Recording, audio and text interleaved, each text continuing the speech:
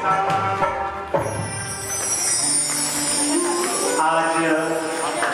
चैत्र मास की शुक्ल पक्ष में 9वीं तिथि के दिन भगवान श्री राम का दिन के 12 बजे अवतार हुआ। जब भगवान का अवतार हुआ तो सभी अयोध्या जो वासी हैं बड़े प्रसन्न होने लगे भैया। कुछ समय के बाद में कैकेयी माता ने भरत जी को जन्म दिया और सुमित्रा ने लक्ष्मण जी और शत्रुघ्न जी को जन्म दिया। जरा देख ये क्या हो रहा है, देखो तुम बात ही कर लो पहले सब लोग। और आज अयोध्या के अंदर कैसी खुशी मनाई जा रही है, 4 बेटे हुए हैं तो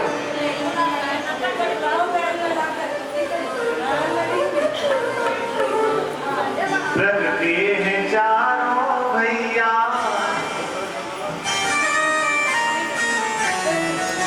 और प्रगति है चारों भैया, अवध में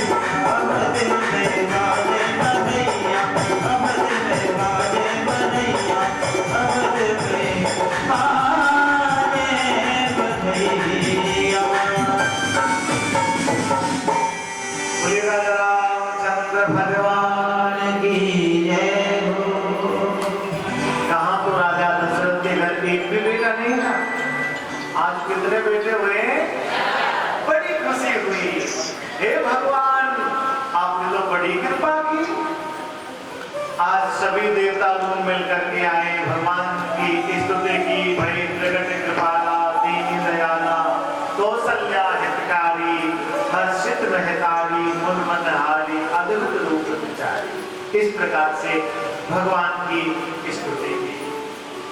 आज तो भैया बहुत सज धज कर घूमती है, बेटे जो हो गए। जब भगवान का अवतार हुआ तो सभी देवता लोग कहने लगे कि अब भगवान का जो अवतार हुआ है दुष्टों का संहार करने के लिए हुआ है। विप्रुधेन सुरसंत हित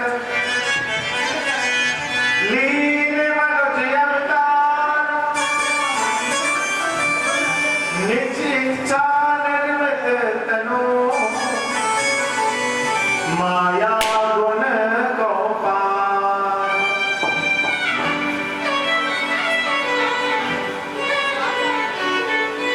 आज कौशल्या माता ने भगवान श्री राम को जन्म दिया, माता कैकेयी ने भरत जी को जन्म दिया और माता सुमित्रा ने लक्ष्मण जी और शत्रुघ्न जी को जन्म दिया। वशिष्ठ जी महाराज को बुलाया गया और कहा, भगवान आप हमारे बच्चों का नामकरण संस्कार करें। आदमी के कितने संस्कार होते हैं?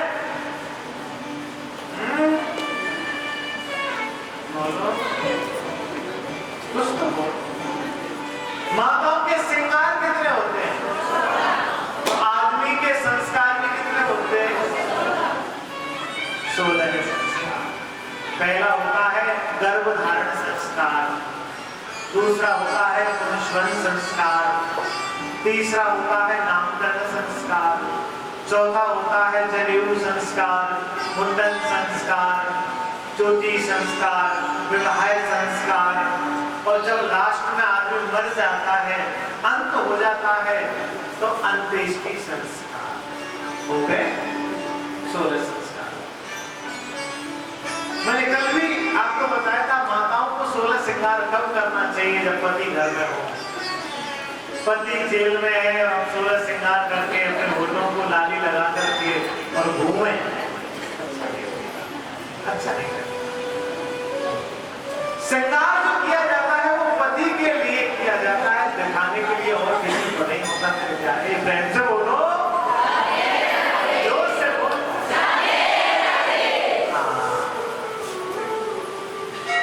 आज वशिष्ठ जी महाराज आए और चारों बच्चों का नामकरण संस्कार कर रहे हैं। जो आनंद सिंधु शोक राशि करते तिर लोके सुपासी सो सुख धाम राम सेना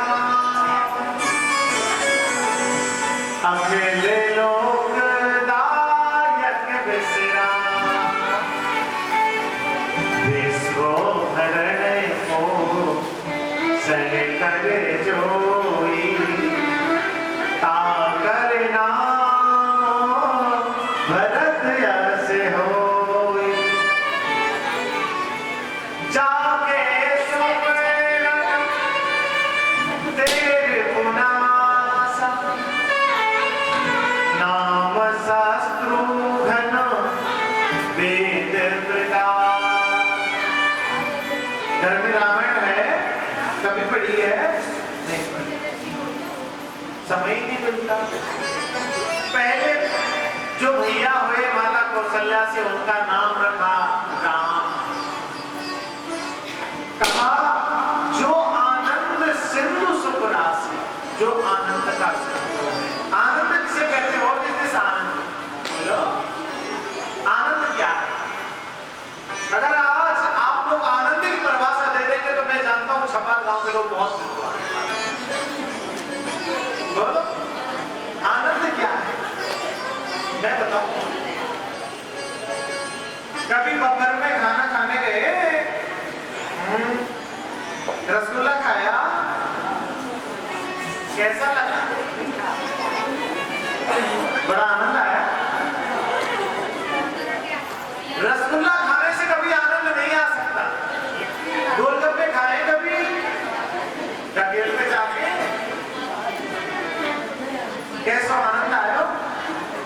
मिले हो। गोलगप्पे खाने से, हलवा खाने से और भी बहुत सारे व्यंजन खाने से आनंद नहीं आ सकता। जीभ का स्वाद आता है, खट्टा है। आनंद किसका नाम है? आनंद तो परमात्मा का नाम है। जब आज हम भगवान श्री कृष्ण का जन्म मनाएंगे ना, तो हम कैसे कहेंगे? अरे नंद घर आनंद भयो लाल की, नंद घर। ऐसे कोई बोलता है कि नंद घर कृष्ण भयो? ऐसे कोई बोलता है क्या? बोलो, देखो कैसे बोलते हैं? नंद घर आनंद भयो जय कन्हैया लाल की, ऐसे बोलते हैं ना। तो आनंद कौन है? बोलो भगवान। अब तो नहीं कहेंगे ना आनंद। तो जीव में जो हम खाते हैं ना, वो जीव का स्वाद है। आनंद तो परमात्मा है। जो आनंद सिंधु सुख राशि, सीकर नेत्र लोक सुपासी, सो सुख धाम राम सा नाम, अखिल लोक नायक विश्राम। जो पूरे संसार को आराम विराम और विश्राम कराता है मेरे प्यारे। विश्व भरण पोषण कर जो पूरे संसार का भरण पोषण करेगा, उसका नाम भरत। और जिसके नाम से भी शत्रु डर पेगा, उसका नाम शत्रुघ्न। आज लक्ष्मण जी का नाम कर्ण संस्कार हुआ। लक्ष्मण धाम स्वराम प्रिय, सकल जगत आधार, गुरु वशिष्ठ ही राम लक्ष्मण नाम। अब चारों भैया धीरे धीरे बड़े होने लगे। एक महाराज है जिनका नाम है विश्वामित्र। ये जंगल में रहते हैं। पता नहीं इनको कैसे पता चल गया भगवान का अवतार हो गए। ये चल वहां से चले और राजा दशरथ के घर के दरवाजे के सामने आकर के खड़े हो गए। ओ राजा दशरथ, दरवाजा खोलो। बोले क्या हुआ? अनुज समेत देव रघुनाथा। बोले अनुज समेत देव रघुनाथा, छोटे लाला के समेत बड़े लाला है और दे दो। वो भगवान बुद्धि खराब है ये तुम्हारी? ओ विश्वामित्र जी, कहां से बात करते हो तुम? मैंने बुढ़ियात में तो जैसे जैसे सोना देखे और तो मैंने ले भी पाएंगे। गांव में सोना बात कर बनता। हम ना आए थे, मैंने तो नाम सुना है, तो बहुत बड़े दानी हो। बोले वो तो ठीक है, पर मैंने ये भी सुना है तो उसी कुल के वंशज हो ना। ब्राह्मण जाए पर वचन न जाए, वही होना। तो बोले हाँ। बोले ले जाओ। आज भगवान श्री राम को लेकर के और लक्ष्मण को लेकर के विश्वामित्र जंगल की ओर चल रहे हैं। जैसे जंगल में प्रवेश किया तो रावण की नानी आ गई। रावण जी की नानी जानते हैं आप? ताड़का। रावण की नानी का नाम क्या है? ताड़का। भगवान को मारना था, इतना मोटा पत्थर लिया, भगवान ने ऐसे बाण निकाला और ताड़का का वध किया। आगे जाकर के मारीच और स्वाहु का वध किया। उसी जंगल के अंदर एक महाराज रहते हैं जिनका नाम है गौतम ऋषि। गौतम ऋषि की पत्नी है अहिल्या। बहुत अच्छी, बहुत रूपवती, बहुत सुंदर है। एक दिन इंद्र ने क्या किया, उसके रूप को देख करके मोहित हो गया और गौतम ऋषि का भेष बना करके उनके पास में आ गया। गौतम ऋषि ने तो देख लिया, मेरी पत्नी के पास में ऐसे आया, अपनी पत्नी को श्राप दे दिया, जाओ मैं तुझे श्राप देता हूं, तू पत्थर की हो जा। आज अहिल्या किसकी हो गई? पत्थर की हो गई। गौतम नाम श्राप बस, उपल धर उधर धीर, चरण कमल रज चाहती,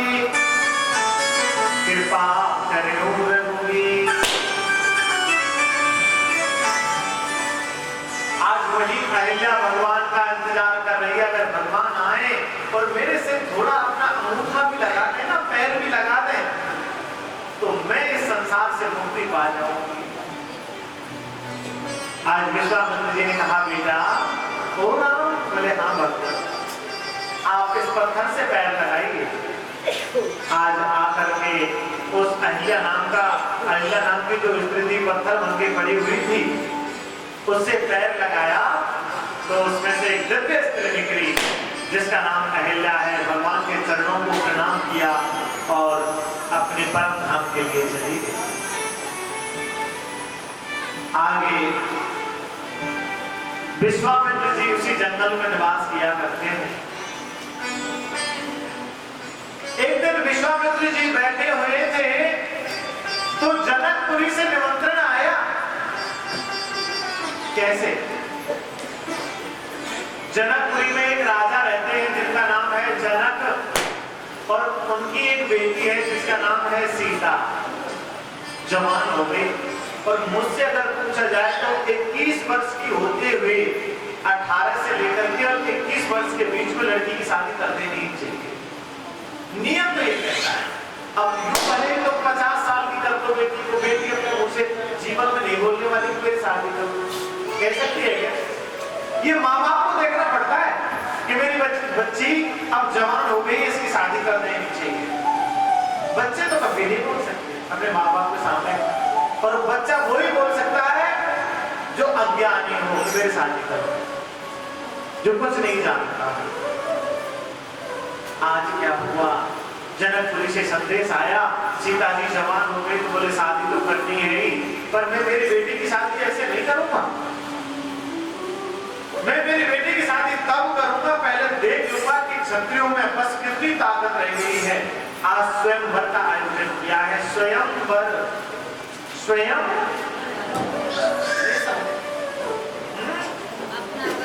खुद अपने आप दूल्हा चुनो, वर चुनो, और उसमें शर्त रखी गई है जो भगवान शंकर के इस धनुष को तोड़ेगा, मेरी बेटी की शादी में उसी के साथ में। आज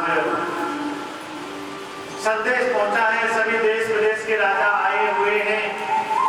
इधर विश्वामित्र जी के पास में संदेश पहुंचा, बोले भगवान आप भी आओ। तो विश्वामित्र जी राम और लक्ष्मण को लेकर के चल रहे हैं। इधर से विश्वामित्र जी राम लक्ष्मण को लेकर के चले। जैसे जनकपुरी में प्रवेश किया तो जनकपुरी के अंदर सीता जी फूलों की बगीचा से फूल चल रही है।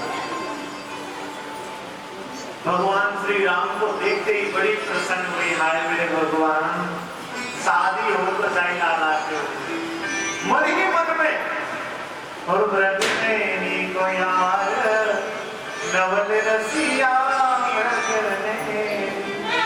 पसंद आ गए भगवान श्री राम। देखते ही पहली नजरों में बोल दिया शादी करनी है तो जाई लाला से करनी है। तो भगवान हुई नहीं, भगवान ने आंखों में बोल दिया, बोले मस्त ऐसा ही होगा। आगे चले तो धनुष यज्ञ हो रहा है। बड़े बड़े राजा महाराज आए हुए हैं। उच्च सिंहासन पर जनक महाराज बैठे हुए हैं। विश्वामित्र जी ने जैसे प्रवेश किया तो हाथ जोड़ करके नंदन वंदन किया, भगवान आओ बैठो विराजो। सब लोग उठा रहे हैं लेकिन धनुष किसी से नहीं उठा। जब किसी से धनुष नहीं उठाया गया, संध्या का समय होने वाला ही था, तो दशरथ महाराज के जो पुत्र हैं वो भी तो वहीं बैठे हुए हैं।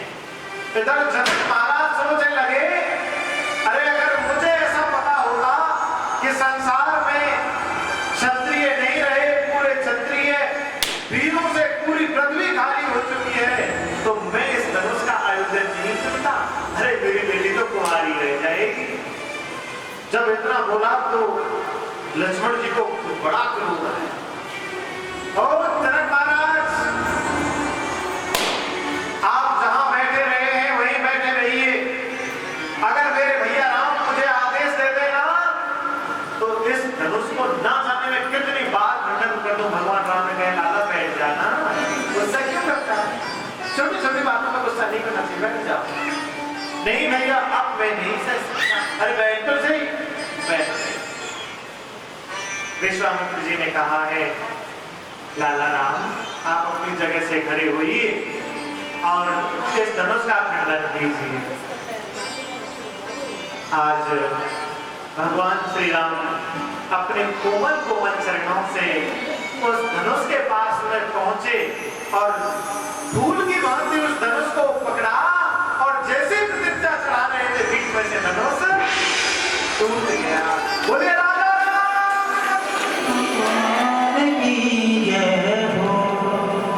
आज तो पूरे जनकपुरी में शहनाइयां बजने लगी। सीता जी के हाथों में वरमाला लगी हुई है और सीता जी वरमाला लेकर के आ रही है इधर से।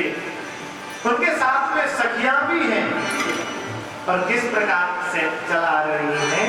जनकपुर उत्सव है भारी, जनकपुर उत्सव है भारी, जनकपुर उत्सव है भारी, जनकपुर उत्सव है भारी।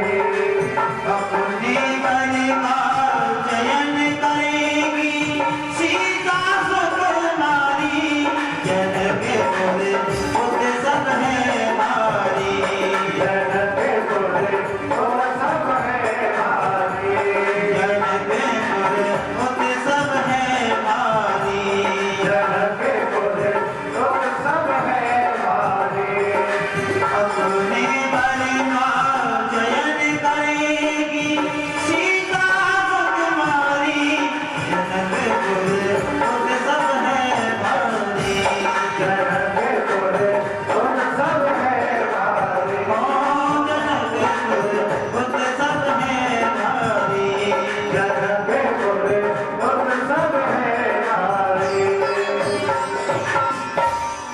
आज सीता जी के हाथों में जयमाला लगी हुई है और राम जी जो है वो थोड़े लंबे ठाड़े हैं, सीता जी थोड़ी साइज में हल्की है। अब राम जी ने तो ऐसे सीना कर लिया। अब सीता जी माला पहनाने के लिए जैसे पहुंचे तो पहुंच ही नहीं पा रही वहां तक। सखियां बोले जयमाला पहना हो ना। बोले मैं जैसे जयमाला पहनाने का प्रयास करती हूँ तो ये ऐसे कर देते, मैं क्या करूं, पहुंच ही नहीं पा रही। तो सखी जो खड़ी हुई है उनके पीछे, जो उनकी सहेली है, वो भगवान राम से कैसे कह रही, भगवान हमारी लाली छोटी सी, थोड़ा झुक जाओ ना, अरे झुको तो सही। भगवान ने कहा हमने झुकना नहीं सीखा स्त्रियों के सामने।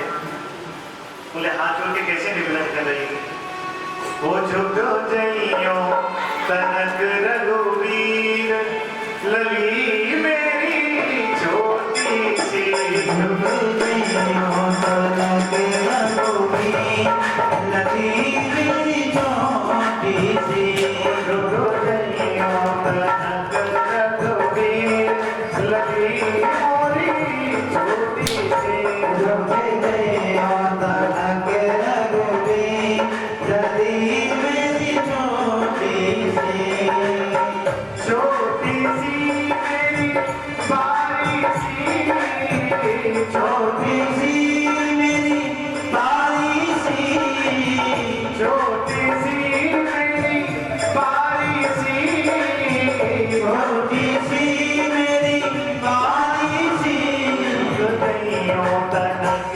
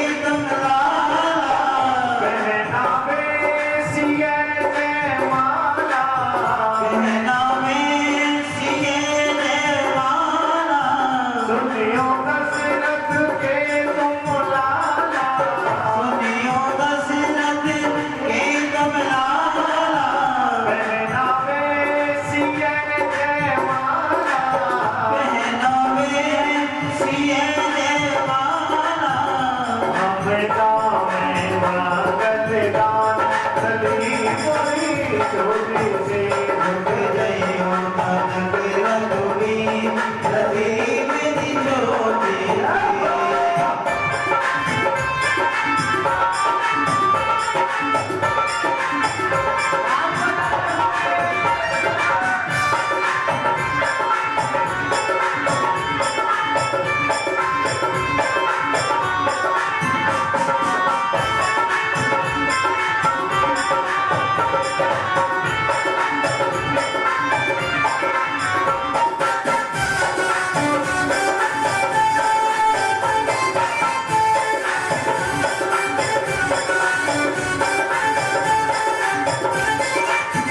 अब सचिता बोली, हे भगवान राम, हम देखो तुम्हारे सामने हाथ जोड़े, हमारी लाभी छोटी सी है, थोड़ा झुक जाओ। बोले छोटो झुको तो सही। गिरधर झुक के माला नीचे, गिरधर झुक के माला लीजे, लोचन लाभ सगिन को दीजे, लोचन लाभ सकिनी को दीजे, लोचन लाभ सगिन को दीजे। लोचन लाभ सकिनी को दीजे, अब युगल चरण सिरदार, लली मोरी चोरी से झुक जइयो तनक रघुवीर, लली मेरी चोटी झुक गइयो कनक रघुवीर, लली मोरी चोरी से झुक जइयो तनक रघुवीर, लली मेरी चोटी झुक गइयो तनक रघुवीर, लली मेरी चोटी झुक जइयो तनक रघुवीर, लली मेरी चोटी बोली राजा रामचंद्र भगवान की जय हो। और झुक जइयो कनक रघुवीर, लली मोरी चोटी आज भगवान श्री राम को देख करके और सीता जी को देख करके लक्ष्मण भैया के मन में भाव जाग गया। बोले भाभी जी को खड़ी खड़े आधा घंटे हो गई, माना ही नहीं ले रहे भगवान, तो ऐसे तो शादी होएगी नहीं, तो क्या करूं मैं। सीता जी ने इशारा किया लक्ष्मण भैया की तरफ, बोलो ना। बोले क्या, तो थोड़ा झुक जाए। बोले हम भाई बड़े भैया को कैसे बोले, तो भाभी जी के सामने झुक जाओ, आंखों ही आंखों में बात हो रही है, तो बोल दो ना। नहीं बोल सकता। बोले तो कुछ उपाय तो कब थोड़ा शांत रहिए। अब सीता जी के बेचारी की बात में थक गई, तब तक पकड़े रखे उसको। बोले जल्दी करो। लक्ष्मण भैया दौड़े दौड़े चले आए, भगवान श्री राम के चरणों में साष्टांग दंडवत लेट गए। आधा घंटा हो गया, खड़ी नहीं हो रहे। बोले लाला लक्ष्मण खड़ो कैसे ना हो भैया। बोल मेरो भैया वो पकड़ के खड़ो करेगा तो ही खड़ो, हमको तो खड़े ना हो। देखो कितना बढ़िया होता है, वो पकड़ने खड़े करेंगे, वो जब झुकेंगे तो तुम्हारी माला डल जाएगी। बोले लाला तो हम सब बातें समझ रहे हैं तेरी, तू क्यों ना है खड़ो ना है भैया। मेरो भैया वो पकड़ के खड़ो करेगो तो मैं खड़ो हूँ, तो नजर तो ना हो। बोले हम कर देंगे, हमें कहाँ फर्क पड़ना है। और जैसे भगवान श्री राम थोड़े से झुके, तुरंत ही सीता माता ने बरमाला जय माता जो है भगवान की तरफ और कथाएं आराम से सुनते। बोल सीता मैया की बड़ी बड़ी सहनाइयां बजने लगी और बड़ी खुशी हो रही है। आज मंगल गान हो रहा है और भगवान श्री राम का और सीता जी का विवाह आराम से सुसंपन्न हो रहा है। इधर तीनों भाइयों को और बुलाया गया, लक्ष्मण, शत्रुघ्न, भरत जी को, उनका भी विवाह आराम से संपन्न कराया गया। सीता जी का विवाह राम जी के साथ में हुआ, उर्मिला का विवाह लखन के साथ में हुआ, और मांडवी का विवाह भरत जी के साथ में हुआ, और सुकीर्ति का विवाह शत्रुघ्न जी के साथ में हुआ। आराम से विवाह।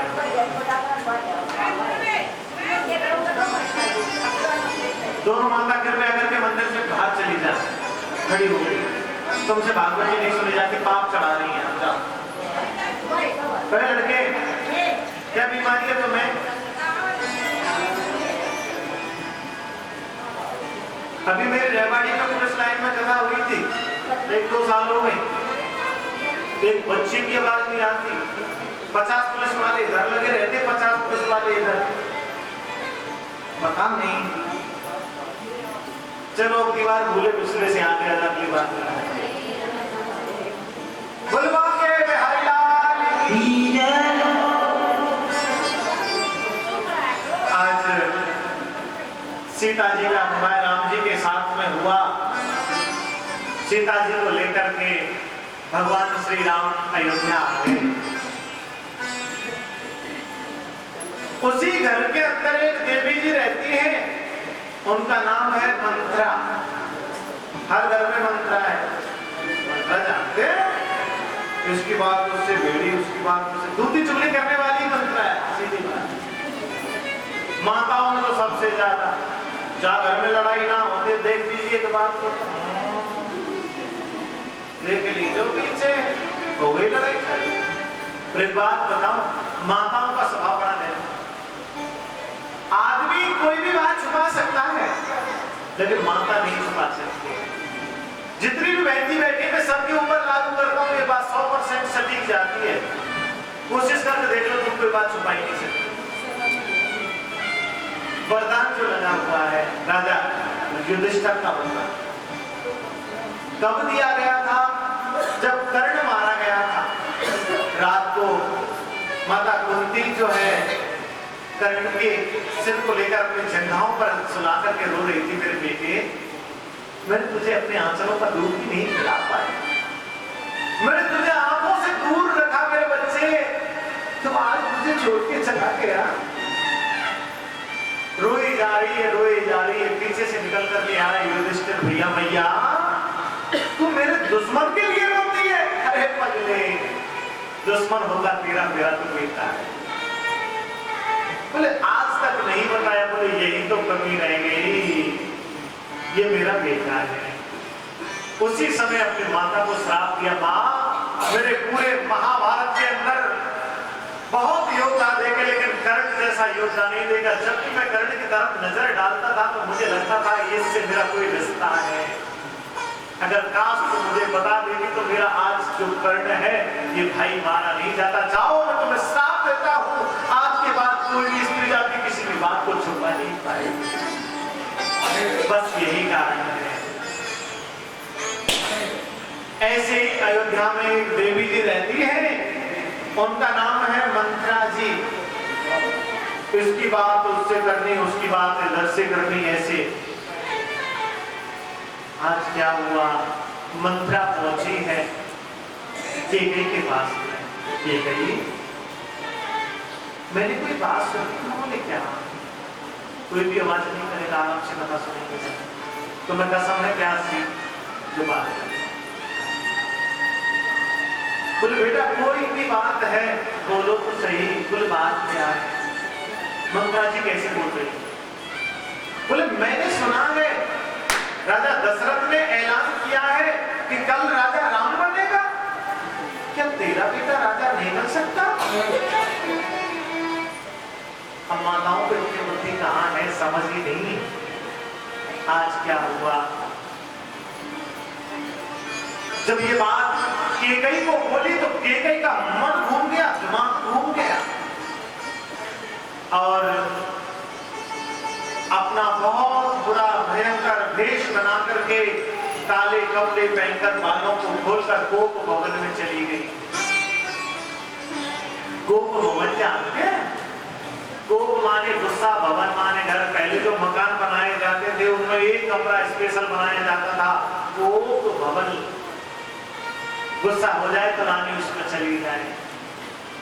सुबह से शाम हो गई, राजा दशरथ ने केकई को नहीं देखा। केकई कहाँ है? सुमित्रा से पूछा, सुमित्रा कौशल्या दिखती है, तुम दिखती हो, केकई नहीं दिखती, कहाँ है? बोलो तो सही। बोले महाराज, हमने सुबह जाते हुए गोप भवन की तरफ काले कपड़े पहन करके गई थी, जब से गई है हमने आते हुए तो नहीं देखा उनको। हमें ऐसा लगता है वो छो में है, कहीं गोप भवन में तो नहीं गई। आज दशरथ जी महाराज धीरे धीरे गोप भवन में गए। जैसे जाकर के हाथ लगाया कि गई, दूर रहो, बात नहीं करनी। बात क्या है? इतना क्यों छोटे हो? बोलो तो सही। अरे तुमसे क्या बात करूं? मेरे 2 वरदान तुम पे चाहिए, वो 2 वरदान मुझे दे दो। बोले पगली, बस 2 वरदान मांगने के लिए तू यहाँ पड़ी है, बोल तो क्या मांगना चाहती? एक बात बताऊं मैं आपको, माताएं ज्यादा से ज्यादा क्या मांग सकती हैं? मांगने की इनकी भी एक क्षमता है। ज्यादा से ज्यादा सोना मांग सकती है, चांदी मांग सकती है, घर दौलत वैभव मकान मांग सकती है, पुत्रदान मांग सकती है, और तो कुछ नहीं मांग सकती, बस लाख नहीं हो जाता है। यही बात मेरी तरह दशरथ जी ने सोची। बोले ज्यादा से ज्यादा मांग सकती है ना, तो सोना चांदी मांग लेगी, महल बनवा लेगी, और क्या मांगेगी? बोले बस इसके लिए पड़ी है। बोले हाँ। बोले मुझे 2 वरदान चाहिए। बोले दिए, मांग ले। बोले नहीं, गंगा यमुना सरस्वती तीनों की कसम खा करके कहो, जो मैं मांगूंगी वो देना पड़ेगा। बोले बिल्कुल, मैं गंगा यमुना सरस्वती तीनों की शपथ खा करके मैं दशरथ प्रतिज्ञा करता हूं, तुम जो मांगोगी मैं वही दूंगा। और पहला वरदान कैसे मांग रही है? सुनहु प्राण प्रिय भावत जी का, देहु एक बर भरत हिनी का। क्या बोला? प्राण प्रिय कहकर के बोलती है भरत को राजगद्दी पर बिठाऊं, ऐसा हो नहीं सकता। मैंने बोला है कि कल सुबह होते ही राजा राम बनेगा, तो भरत का कोई प्रश्न ही नहीं उठता। तुमने तो कहा था कि जो तुम मांगोगे मैं वही दूंगा, क्या हुआ? अरे मैंने तो सुना था रघुकुल रीत सदा चले आई, प्राण जाए पर वचन ना जाई, आज वचन से क्या हो गए? बोले दिया, जा तेरा बेटा सुबह होते ही राजगद्दी पर बैठेगा। बोले दूसरा वचन मांग। दूसरा वचन मांग रही है, तापस वेश विशेष उदासी, 14 बरस राम वनवास। जो बोला तपस्वी के भेष में 14 वर्ष के लिए राजा राम जो बनने वाला है, वो 14 वर्ष वनवास में रहेगा। तुरंत आपको महसूस अरे कुलकलंकनी, नीच कुल्ला, तुझे शर्म नहीं आई? मेरे बच्चे के लिए तूने 14 वर्ष का वनवास मांगा? अरे तेरी जिंदा टूट करके इस पृथ्वी पर क्यों नहीं गिर गई रे? और धड़ाम से मूर्छित होकर के दशरथ जी महाराज जमीन पर गिर गए। आज सुबह होने वाली है, पूरी अयोध्या जो दुल्हन की तरह सजी गई थी, बोले कल राजा राम बनेगा, आज उसी अयोध्या में मातम सा छा गया, कोई किसी से बात ही नहीं करता।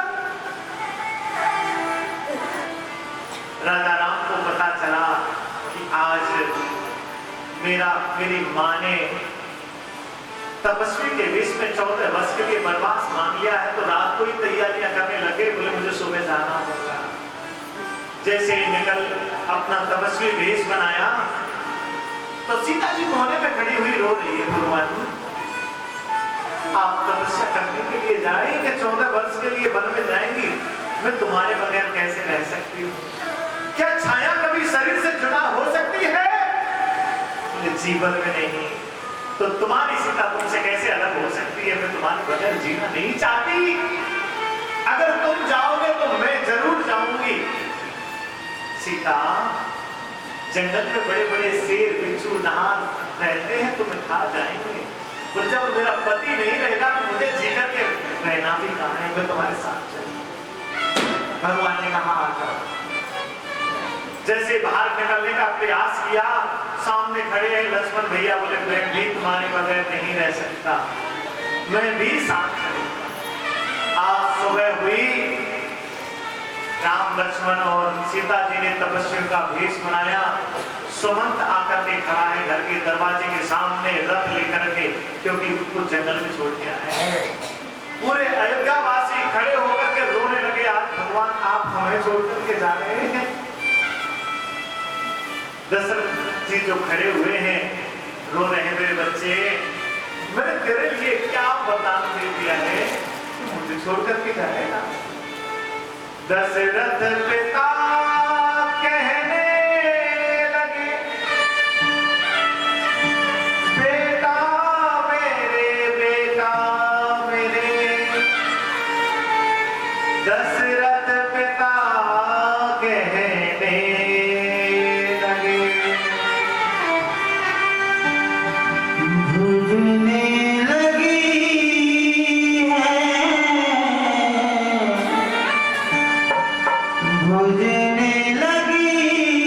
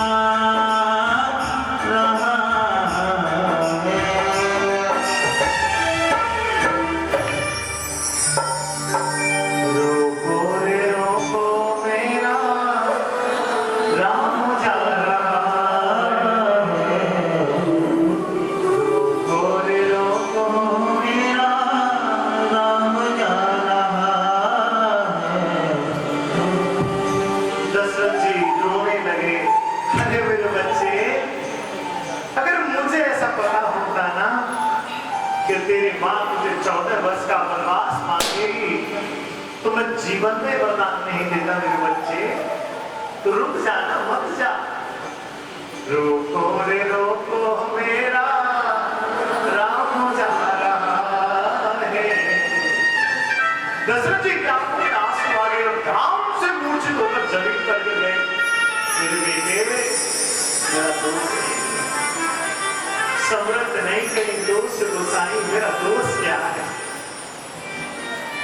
आज सभी अयोध्यावासी रो रहे हैं, भगवान श्री राम की तरफ हाथ जोड़ करके अनलय विनय करें, हे भगवान अगर आप अयोध्या छोड़ करके चले गए ना तो हम आपके बगैर जीवित नहीं रहेंगे। मत जाओ ना। जितनी भी भगवान से प्रेम करती हैं, जितनी भी दास दासियां गोपियां हैं, भगवान श्री राम के रथ के सामने ले गई। अगर आपको जाना है तो हमारे ऊपर से रथ होकर के ले जाना पड़ेगा, नहीं तो हम आपको जाने नहीं देंगे। सभी अयोध्यावासी भगवान की तरफ हाथ जोड़ने लगे, मत जाओ। भगवान श्री राम ने रथ में खड़े होकर के सभी को प्रणाम किया। मैं दशरथ नंदन राम सभी अयोध्या वासियों से हाथ जोड़ करके विनय करता हूं, मेरे पिता ने मुझे 14 वर्ष का वनवास दिया है, कृपया करके मेरे लिए रास्ता दे दें। जब हाथ जोड़ दिए तो भगवान के लिए सभी ने रास्ता दिया, पर भगवान से कहा हमने तुम्हें रास्ता जरूर दिया है लेकिन हम तुम्हारा रास्ता नहीं छोड़ेंगे। आगे आगे राम लक्ष्मण सीता चल रहे हैं, पीछे से पूरी अयोध्यावासी चल रहे हैं, पीछा नहीं छोड़े। आज तमसा नदी के किनारे आकर के भगवान ने संध्या हुई तो आराम किया। रात को 12-1 बजा होगा। भगवान ने जाकर के सीता को जगाया, सीता वो मेरे लिए चलो ना, चलो अब हम जंगल के लिए चलते हैं। अगर सुबह हो गई तो ये जितने भी अयोध्या के लोग हैं हमें जाने नहीं देंगे। चलो। लक्ष्मण को जगा करके राम लक्ष्मण और सीता तीनों जंगल के लिए प्रस्थान कर गए। जब अयोध्यावासी सुबह वहां जागे सब रोते हुए रह गए, हे परमात्मा, हे मेरे राम, हे भैया सीता, आप हमें अनाथ करके चले गए यहाँ से। सभी रोते बिलखते रह गए। भगवान आगे निकल गए। वन में आगे जाकर के निषाद राज से मुलाकात हुई और उनसे वार्ता हुई। निषाद राज ने जाकर के केवट से मुलाकात करवाई है। केवट से कहा, भैया केवट मुझे गंगा पार कराओगे? बोले आप हो कौन? बोले आप मुझे नहीं जानते? बोले मैं राम जानता तो हूं। बोले मैं आपको गंगा पार नहीं कराऊंगा। बोले क्यों? बोले मैंने तुम्हारे बारे में बहुत चर्चाएं सुनी है। बोले कैसे? बोले मेरी तो लकड़ी की नाव है प्रभु जी, आपकी एक पैर पत्थर में लगा था, पत्थर में पैर लगने से एक स्त्री बन गई, तो मेरी तो लकड़िया की नाव है, यहाँ पे कोई स्त्री बन गई तो 2 स्त्री को मेरा जीवना जाएंगी, मैं ना बैठा हूं। नहीं बोले भैया ऐसी बात नहीं है, आप आओ ना। बोले भगवान मुझे नहीं आना। मांगी ना बेटा केवट याना, कहीं तुम्हार मरम में जाना। तो वही राम हो ना, छुवत सिला भई नाले सुहाई, पाहनते नहीं काट कठिनाई। तो वही राम है ना जिसके एक पैर छूने से पत्थर में से एक स्त्री पैदा हो गई। तो मेरे तो लकड़िया की नाम है, मैं ना बैठा हूं। बोले भैया ऐसा क्यों करें, गंगा पार कराए दे। बोले एक शर्त पे मैं करा सकता हूं। बोले क्या शर्त? बोले मुझे ऐसा लगता है तुम्हारे पैरों में कोई जादू है, तुम्हारे पैर धो करके देखना चाहता हूँ, बताओ कितना चालाक है केवट। भगवान का चरणामृत लेना चाहता है, भगवान का चरणामृत हर किसी को थोड़ी नहीं मिलता है। बोले मैं आपके पैरों को धोना चाहता हूं। बोले मैं समझ रहा हूं केवट को क्या चाहता है। बोले आपके पैर धोना चाहता है, बोले धो ले। बोले आज भगवान ने बैठ करके अपने पैर धुलाए और केवट ने अपनी पत्नी को, स्वयं बच्चों को भगवान के चरणामृत ये करवाया और उनका तो उद्धार हो गया। और कैसे बोला?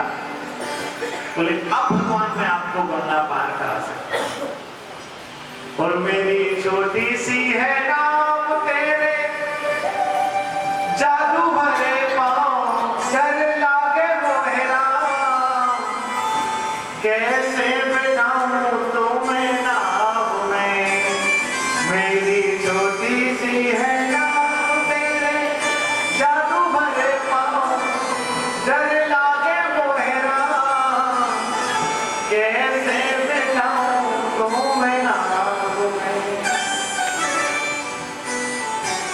और मन ही मन में मस्ती में घूम रहा है।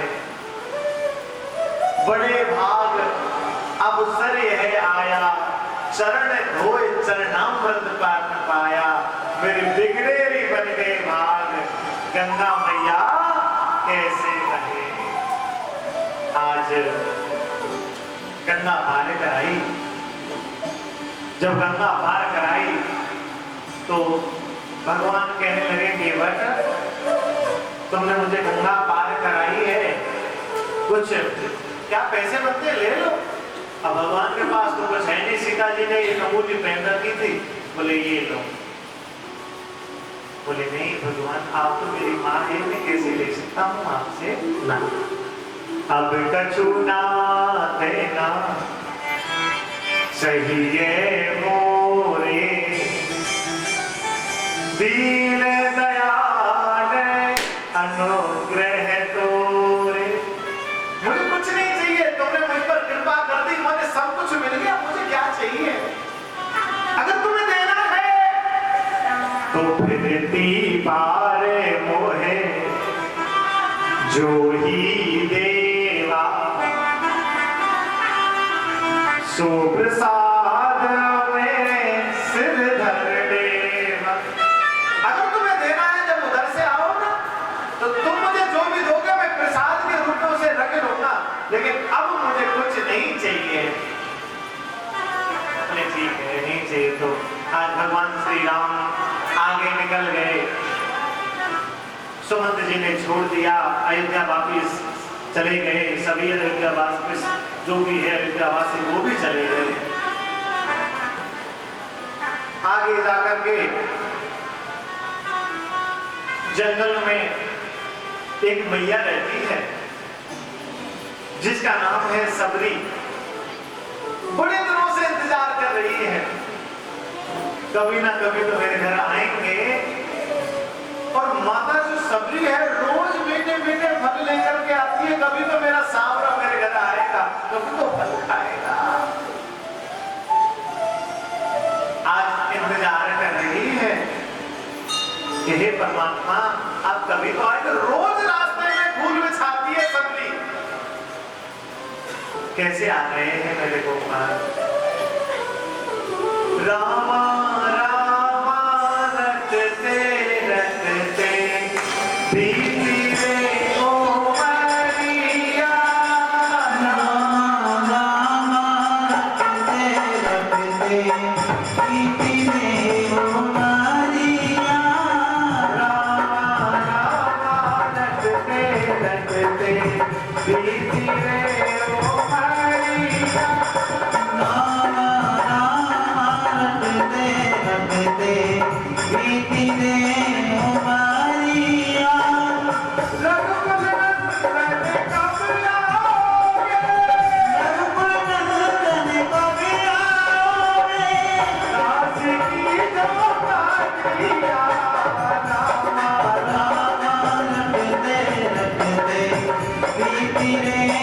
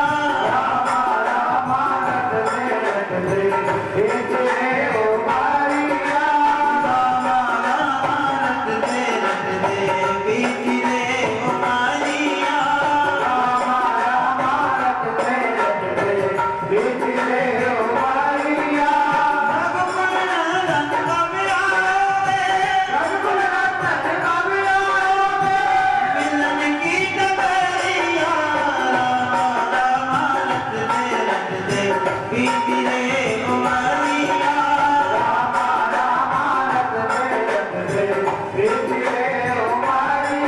झोपड़ी के भाग्या भूल जाएंगे राम आएंगे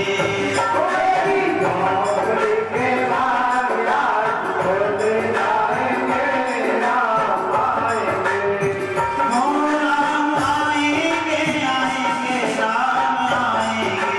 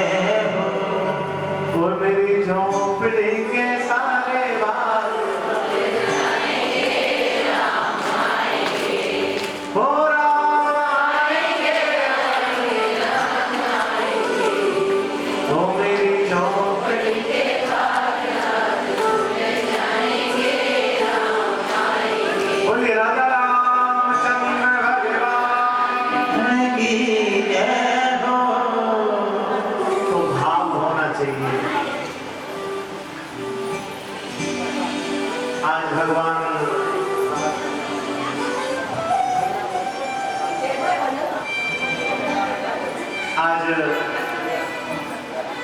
श्री राम माता सबरी के यहाँ पहुंचे हैं और सबरी माता रोज भगवान श्री राम के लिए वेद चक्कर के लेकर के आती है।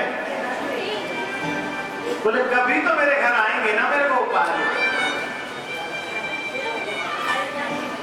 आज आए और भगवान ने सबरी के वेद चक्कर आराम से निकल जाए, जिसको भी जाना है। अरे जा कहीं नहीं रे, बस तुम्हारी व्यवस्था में लगे, मुझे पता है। आज सबको ठंडा पिलवा दे फिर, बोलो चलो पिलवाते हैं सभी के लिए। थोड़ा आवाज मत करना, बच्चे जाओ बेटा, उनकी व्यवस्था करो। आज क्या हुआ जब भगवान, क्या बात चल रही है?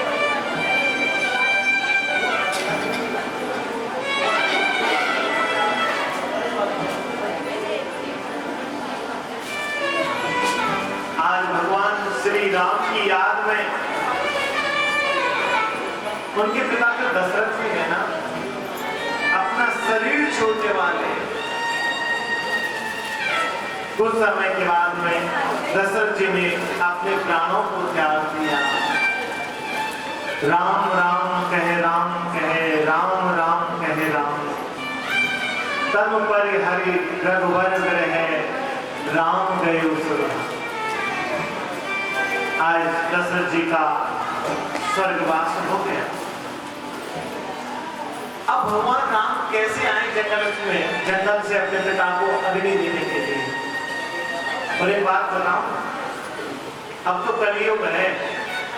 शास्त्र यह कहता है कि पिता की अगर मृत्यु हो जाए तो बेटा ही अग्निमुख संस्कार करता है। अब तो बेटियां भी करती है, पर ये नहीं करना चाहिए, क्योंकि बेटे के हाथ से ही मुक्ति होना संभव है, बेटियों के हाथ से भी। पर कलयुग है साहब, कुछ भी हो सकता है। आज 14 वर्ष पूरी होने के लिए जा रही है मेरे भगवान। बस कुछ समय ही बचा है और जंगल के अंदर पहुंचे हैं। जैसे जंगल के अंदर पहुंचे तो एक जगह पड़ती है पंचवटी। पंचवटी पर आज भगवान श्री राम रहने लगे हैं सीता जी के साथ में। पंचवटी पर उड़ती हुई सुपर्णा आ गई, बड़ा सुंदर रूप बना करके, और राम जी से कैसे बोली, तुम मुझसे शादी कर लो। कैसे बोली, तुम सम पुरुष नमो सम नारी, यह संयोग विधि रचो विचारी। तेरो मेरो बहुत बढ़िया जोड़ा है राम, देख ले भगवान ने बहुत बढ़िया जोड़ा भेजो, कर ले शादी। भगवान ने बेटे बेटे शादी, ठीक तो है। सीता जी की तरफ बोल, बोले तुम छोड़ के जाओ, हम कर लेंगे शादी। बोले तुम छोड़ के आए होंगे तो हम चली जा। सीता जी ने कहा देखो मैंने तो इनके साथ शादी कर रखी है, लक्ष्मण भैया बैठे अकेले रहे, 14 साल से यहीं पूरी बेचारे इनके संग कर लियो जाओ। लक्ष्मण भैया के पास में पहुंचे, बोले शादी करोगे? बोले तुमसे? बोले तुम कहाँ की हो, हम कहाँ के? कहीं का ईंट कहीं का रोड़ा, भानुमती ने तुनवा जोड़ा, तुमसे शादी ना। बोले कर लो? बोले नहीं। वो उनके पास भेज देते, वो उनके पास में बेचारे पागल हो गई, घूमते घूमते कब तक घूमे। अब तो सीता जी को मारने के लिए दौड़ी। जैसे सीता जी को मारने के लिए दौड़ी, भगवान श्री राम को क्रोध आया, लक्ष्मण को आदेश किया जाओ इसके नाक कान काटो। आज सुपन खा के नाक कान काट ली, बेचारी नकली हो गई। अपने भैया खरदूषण के पास में दौड़ करके पहुंची, हाय भैया खरदूषण, दो तपस्वी जंगल में आए हुए हैं, उनके साथ में एक मृगनेनी जैसी स्त्री है। जब मैंने उनसे बोला कि हमारे राज्य छोड़ करके चली जाओ, तो वो गई नहीं और मेरे नाम का अमोल काट। एक बात उदाहरण याद आ गया, एग्जाम्पल है। एक बात, एक हमारे गांव में एक पंडितानी रहती थी। पंडितानी बड़ी चालाक, जैसे हमारे लोग इस भैया की घरवाली बहुत चालाक। हाँ, पूछो मत तो। पंडितानी बहुत चालाक। पंडित जी हम जैसे बेचारे सीखते। अब क्या हुआ, पंडित जी ने कहा देखो आजकल बेईमानी करना थोड़ा ठीक नहीं है। बोले क्या हुआ? बोले मैंने सुना है तुम दूध बेचती हो। बोले हाँ।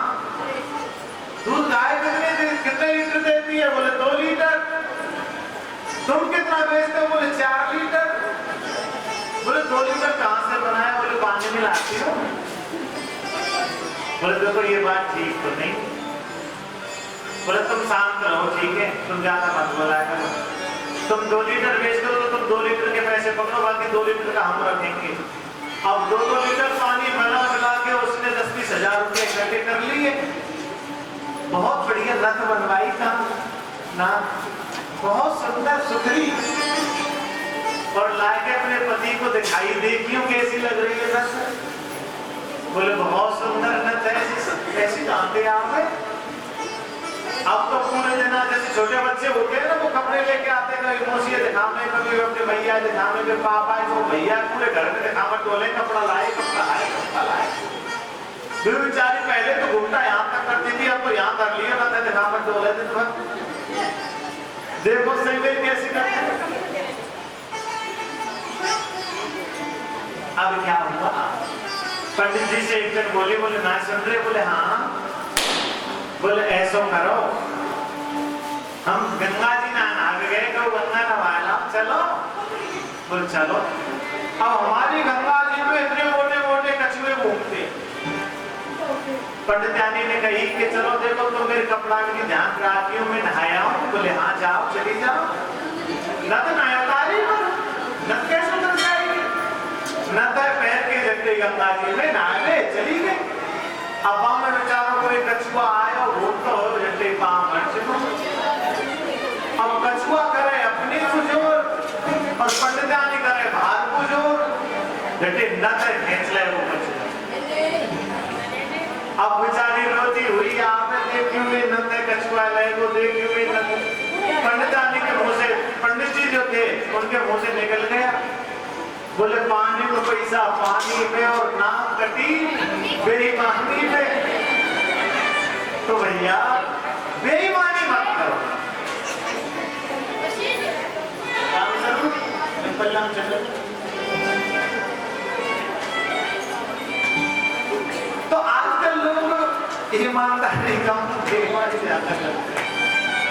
और बेईमानी कैसी? परसों भी कहा था मैं 10 के नोट पूरन के मैं लेके आवे पंडित जी को, जब सब नोट ही नहीं दे। अरे मेरे क्या रहे हो? नहीं, ऐसा नहीं। आराम से जब भी आपको करना है तो आराम से करो। धीरज धरो मित्र और नारी, आफत काल परखिए उचारी। धीरज, धर्म और मित्र और नारी, इन चारण की परीक्षा आपत्ति से समझ लेनी चाहिए कि पत्नी कितना है। अब एक बात बताओ, पति पे गरीबी आई गई और पत्नी के नाम में तो 10,000 को लाचा लूंगी, 10,000 को लहंगा लाऊंगी। तो पति ये पूछ के तो देखो बेचारे के 10,000 रुपया हथे के ना, बोलो नहीं होना चाहिए। पत्नी को हमेशा अपना घर देख करके काम करना चाहिए। खाने पे ध्यान नहीं देना, जीने के लिए खाना, खाने के लिए मत जीना। मेरी तैयार